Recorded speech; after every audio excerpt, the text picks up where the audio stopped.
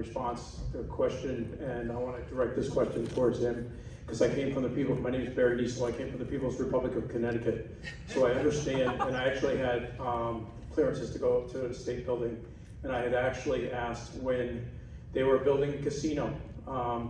They were actually building a casino. They were actually, when they were doing the casinos, they were actually going to go slot machines, and allow the slot machines in. They were going to give the money back to the towns, and they promised to give the money back to the towns. And then I went up to onto the fourth floor of the financial building that I had access to state facilities, and I went in there and asked questions on that. Where's that money going? It wasn't going to the towns, and that money did not get directed towards the towns. The reason for the question is I hear a rumor that, and this is directed towards Doug, I hear a rumor that the Greyhound Park is going, there's a rumor that Greyhound area there, that they want to put a casino in that area. And when that comes through, anybody understands the essence of what casinos bring to an area on top of the population influx that we have. How is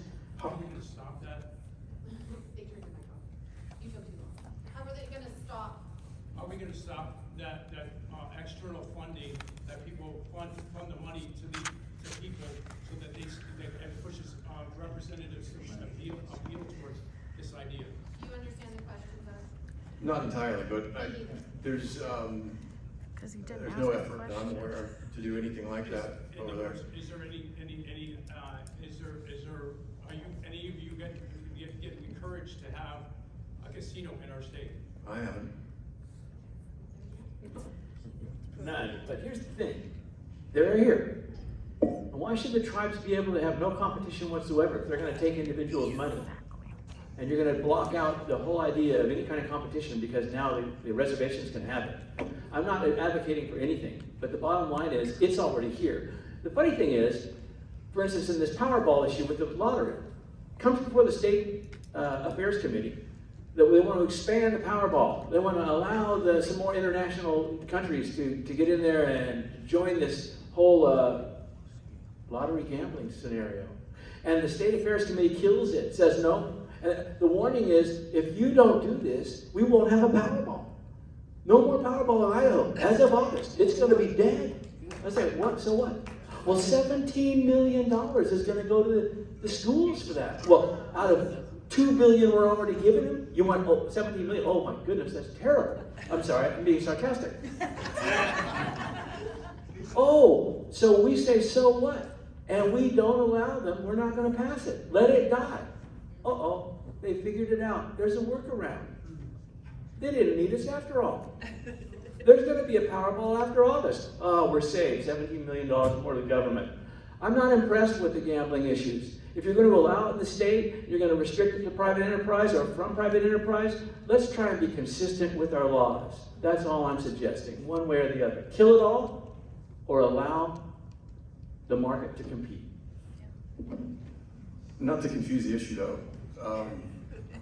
That was great, but there's nothing out there that I'm aware of. That's a rumor. I don't know who is spreading it or why, but there's nothing to it. For the Greyhound, it's not going to be. They're not going to try to turn that around into a casino. No.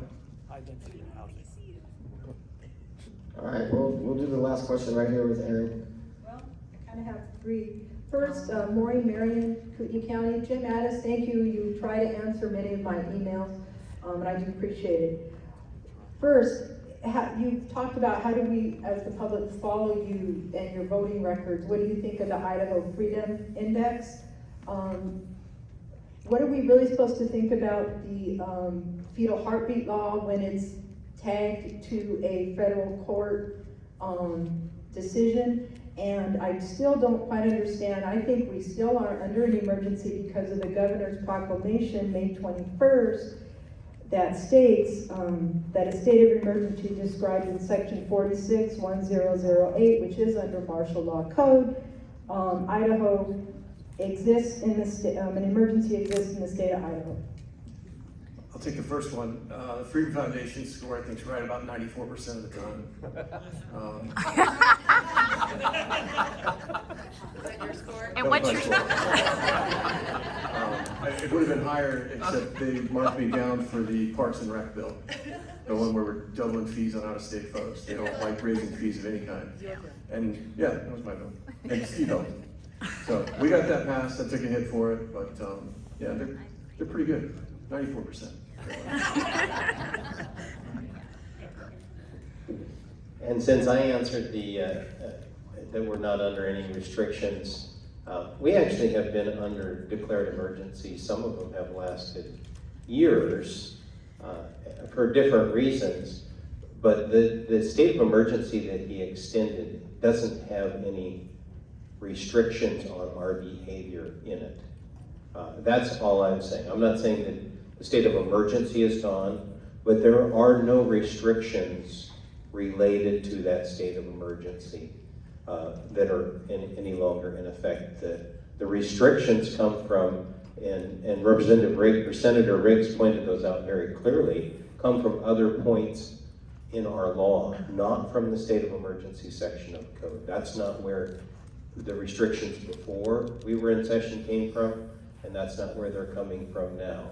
The state of emergency is mostly a way to communicate with the federal government. And I'm not saying I agree with that, but that's not where our restrictions are coming from.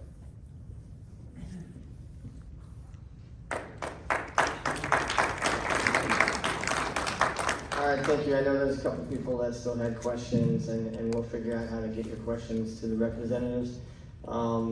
I never introduced myself as the host. I'm typically the behind-the-scenes guy.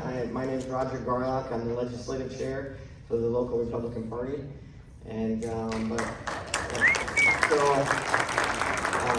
in charge of putting on all these town halls, and these individuals, I'll text them while they're on the middle of the town, on the floor doing their jobs that we all elected them to do, and they'll get back to me, and I've sick Tony Wisniewski on him if I don't hear from him, just so you guys know. Like, if you ever hear from him, that's because you didn't text me back, so I'll text Tony and be like, hey, go talk to this one. And so, but no, I appreciate you guys being here, but I want to give a little shout out because we've had quite the day. Sheriff Norris came in and he talked about the growth in our county and our cities, which we're all really concerned about. And when you look at public officials, you always say that they representatives of the people. One of the true measures of really good public officials is when they show up. And so, thank you for the individuals that showed up today.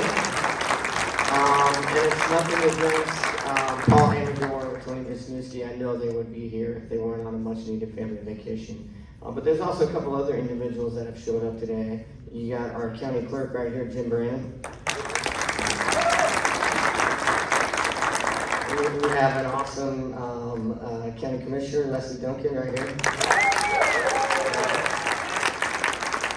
And I see two newly elected library board members right here.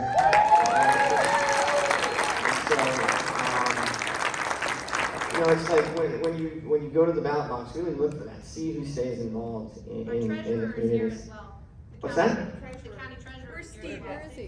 Where's Steve? He was hiding back there. Oh, Steve, right back there. And also newly elected board member of the hospital board.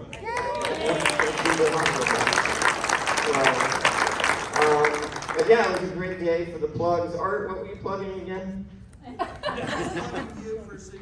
Oh, that's right. I'm running for city council of Kootenai. And if I remember, I think Art was running for Attorney General of the state of Idaho. So really good to have you. Oh yeah, Joe Alfieri is here running for city council. Where are you at, Joe? Oh, there he is, right over there. Kootenai City Council as well. Roger, you Yeah. forgot Carol for Post Falls School District Board. Goodman. Carol Goodman, where are you at? Oh, there she's still here. Library. But yes, no, thank you for all you guys. I mean, what a great privilege to have this type of direct access to the people that represent us. So I really appreciate you guys showing up, and I know we went through a lot of reschedules, and so thank you guys for being so accommodating to that.